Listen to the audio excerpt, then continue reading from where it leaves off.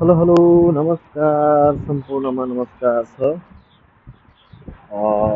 मेरो यो युट्युब च्यानलमा सम्पूर्णलाई स्वागत गर्न चाहन्छु है। अब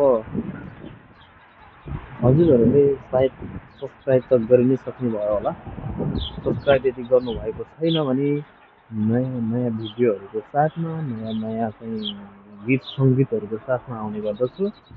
तपाईँहरूले चाहिँ सब्सक्राइब बटनमा गएर सुरेश बस्नेत युट्युब च्यानलमा तपाईँले सब्सक्राइब चाहिँ गरिहाल्नु होला है, नछुटाउनु होला भन्न चाहन्छु। माल्टामा रहेको नयाँ नयाँ भिडियोहरू तपाईँहरूलाई अपडेट गराउन चाहन्छु।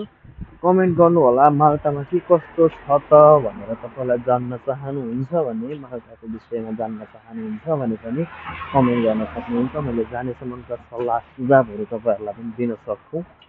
त्यो नै त्यही भएर हजुरहरूले केही बुझ्न चाहनुहुन्छ माल्टाको विषयमा भने पनि तपाईँहरूले यहाँनिर चाहिँ कुराहरू राख्न सक्नुहुन्छ। मेरो एउटा जुन यो सुरेश बस्नेत युट्युब च्यानलमा तपाईँहरूले सब्सक्राइब गरेर तपाईँहरूमा नोटिफिकेसन आउनु पऱ्यो। त्यही अनुसारले तपाईँहरूले चाहिँ कमेन्ट गर्नु पऱ्यो है। त्यस पछाडि मेरो रिप्लाई आउनेछ तपाईँहरूलाई भिडियो मार्फत नै है। माल्टाको विषयमा तपाईँहरू चाहिँ अब आउन चाहँदै हुनुहुन्छ र माल्टा आउन चाहनुहुन्छ भनेदेखि चाहिँ अब चाहिँ प्रिडी बाजार अनिवार्य गरिएको छ। प्रिडी बाजार गरेर मात्र, प्रिडी बाजार पास भएर मात्र माल्टा आउने वातावरण बनाउनु होला। प्रिडी बाजार नगरिकन अहिले माल्टामा धेरै टाइटहरू गरेको छ डकुमेन्टहरूको विषयमा। त्यही भएर हजुरहरूले प्रिडी बाजारको चाहिँ एकदमै तयारी गर्न मात्रै माल्टा आउनु होला भन्न चाहन्छु। माल्टा एक यस्तो सेन्ट्रल कन्ट्री हो कि जहाँनिर डकुमेन्टेसनको चाहिँ तपाईँहरूले एकदमै केयर गर्नुपर्ने कुनै एउटा माल्टा हो। माल्टामा चाहिँ अब डकुमेन्टको चाहिँ एकदमै ध्यान दिनुपर्ने हुन्छ। डकुमेन्ट पुरा भएन भने हरेक प्रोसेसहरू चाहिँ खेर जान सक्छ।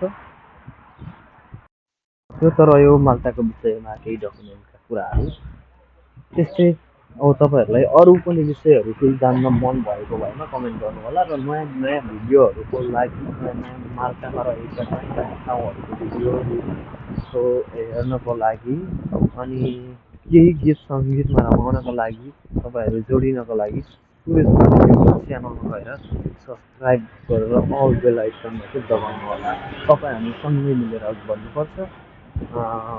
साथ सहयोग गर्दै तपाईँहरूमा परेको समस्याहरू चाहिँ हामी मार्फत पनि केही जानकारीहरू दिन पाऊँ। यही नै हाम्रो युट्युब च्यानल सुख सुखको साथ।